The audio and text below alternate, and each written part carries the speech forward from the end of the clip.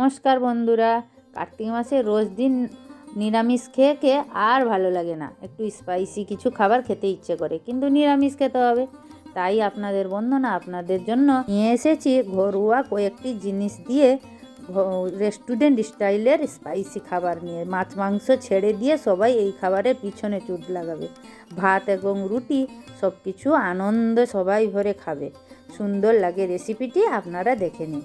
আমি কয়েকটি সয়াবিন নিয়ে আমি গরম জলে 2-3 মিনিটের জন্য ভিজিয়ে দিয়েছিলাম। সেটা 2-3 মিনিট পরে নরম হয়ে যেতে ঠান্ডা জল দিয়ে চিপড়ে আমি এরকম মাংসের কিমার মতন মিক্সিং গ্রাইন্ডারে গুঁড়ো করে নেব। দানা দানা থাকলে অসুবিধা নেই। আমার সয়াবিনটা এরকম দেখতে কেন বলুন তো, আমি RCM কোম্পানির নিয়েছি। আপনারা যে কোনো সয়াবিন নিতে পারেন, তাতে কোনো অসুবিধা নেই।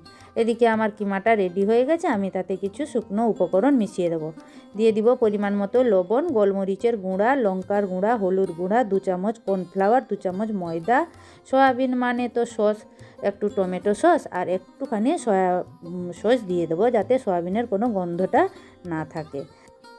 আমি একে চটকে চটকে আটার মতন মেখে নিলাম ভালো করে মায়ের আদর দিয়ে। এবারে গোল গোল করে আমি চিকেন মাঞ্চুরিয়ানের মতন বোল বানিয়ে নেব।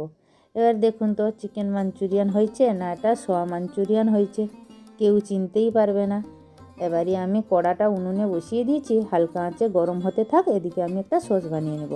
1.5 চামচ মতো দিয়ে দিলাম টমেটো সস, আর 1 চামচ মতো চিলি সস, আর 1/2 চামচ মতো সোয়া সস। যেহেতু সয়াবিন তাই সোয়া সস দিলে সমস্ত গন্ধটা সুন্দর এসে যায়। এদিকে আমি কয়েকটা আলু গোল গোল করে কেটে রেখেছি, আমি ওটাকে ভেজে নিলাম একটু, যাতে সেদ্ধ হয়ে যায়। এবার সেই তেলে আমি মাঞ্চুরিয়ানগুলোকে লাল লাল করে ভেজে নেব হালকা আঁচে। বেশি আঁচ দিলে উপরটা কালো হয়ে যাবে, ভেতরটা হবে না। তাই মিডিয়াম আঁচে আমি লাল লাল করে এরকম ভেজে নিলাম। তো বন্ধুরা, একবার হলেও বানিয়ে খান, তবে আপনাদের রান্নার প্রেমে সবাই পড়বে অবশ্যই। চিকেন মটন ফেলে দিয়ে এই তরকারির পিছনে সবাই ছুটবে, সঙ্গে সঙ্গে কড়া খালি হবেই হবে। আমি গ্যারেন্টি দিচ্ছি, একবার হলেও বানান। এদিকে আমার তেলটা গরম হয়ে গেছে, আমি গ্রেট করে রাখা আদাটা তেলের মধ্যে দিয়ে দিলাম, গন্ধ ছাড়া পর্যন্ত কষবো। তারপরে কেটে রাখা ডুমো ডুমো করে টমেটো, কয়েকটা কারি পাতা আর কাঁচা লঙ্কা একসঙ্গে দিয়ে দিলাম। এখানে আপনারাদেরকে বলে রাখি, কয়েকটি ক্যাপসিকামও আপনারা দিতে পারেন। পেঁয়াজ রসুন তো বাদে, নাহলে ওটাও দিতে পারেন, আমি সেটা দিইনি। তো হালকা আঁচে ওটা নেড়ে নিয়ে আলুগুলোকে দিয়ে আমি বানিয়ে রাখা সসটা দিয়ে দিলাম একটু ফেটিয়ে। তো ওইটা নাড়াতে থাকবো। একটু হলুদটা তো ওই মশলার মধ্যে সসের মধ্যে দিয়েছিলাম না, তাই কড়াতে ডাইরেক্ট দিয়ে দিলাম। ওইটা একটু হয়ে গেলে আমি 1 চামচ কর্নফ্লাওয়ার আলাদাভাবে গ্রেভি করব বলে জলে গুলে নিলাম। এটা গ্রেভির সময় আমি দিয়ে দিলাম বন্ধুরা গ্রেভি হওয়ার জন্য। এবারে বাটি ধুয়ে রাখা জলটা একটু দিয়ে ওতে আলুটা সেদ্ধ যাতে হয় ফুটতে দেব। 2 মিনিট এখানে চাপা দিতে পারেন, আমি কোনো চাপাই দিইনি। এরপরে দিয়ে দিব পরিমাণ মতো মিষ্টি, একটু চেখে নেবেন। নুন যদি ঠিক থাকে তাহলে আর দেওয়া দরকার নেই, যদি অভাব থাকে একটু দিয়ে দেবেন। এবারে ভেজে রাখা মাঞ্চুরিয়ানগুলো আমি এতে দিয়ে দিলাম, ফুটতে দেব।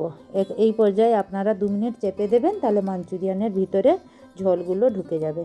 এবারে 1/2 টিস্পুন মতন একটু গরম মশলা ছড়িয়ে সাফ করে দেবো। বন্ধুরা, যা হলেও রান্নাটা একবার করে খান, আমার অনুরোধ রইল। বন্ধুরা, বলে রাখি, যে রান্নাটা আমার ভালো হয়, সবাই খেয়ে প্রশংসা করে, সেই রান্নাটাই আমি শেয়ার করি। এইটা বিশ্বাস করুন এবং একবার হলেও বানিয়ে খান, দেখবেন আমার রান্নার প্রেমে পড়তে আপনাদেরকে বাধ্যই।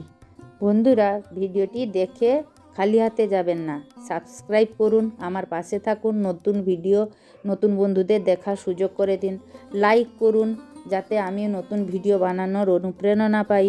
ফেসবুক পেজ থেকে দেখলে পেজটি ফলো করুন, যাতে আমি ভিডিও করার সাথে সাথে আপনাদের পাশে সঙ্গে সঙ্গে চলে যাই। এবং আপনারা শেয়ার করুন, সবাই দেখে যান।